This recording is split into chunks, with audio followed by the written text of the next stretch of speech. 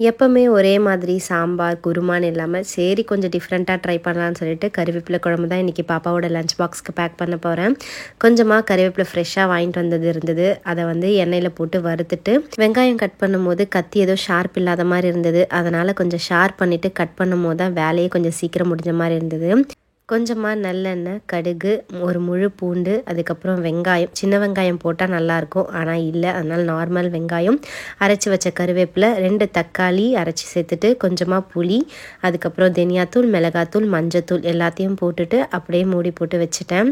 பாப்பா உருளைக்கிழங்கு எனக்கு ஃப்ரெஞ்ச் ஃப்ரை ஷேப்பில் வேணுமான்னு கேட்டிருந்தா, அதனால் நார்மல் வந்து ஃப்ரை பண்ணுறதே வந்து இந்த மாதிரி ஃப்ரெஞ்ச் ஃப்ரை ஷேப்பில் கட் பண்ணி கொடுத்துட்டேன்.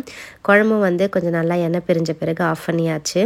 இன்றைக்கி பாப்பாவோட ஸ்நாக்ஸுக்கு மூங் தாலும் ட்ரைட் ஆப்ரிகாட்டும் வச்சுட்டு, கருவேப்பிலை குழம்புன்றனால நெய் நல்லா தூக்கலாக போட்டு கொடுத்தா நல்லாயிருக்கும். ஸோ கொஞ்சமாக உருளைக்கிழங்கும் வச்சு இன்றைக்கான லஞ்ச் பாக்ஸை பேக் பண்ணிட்டேன்.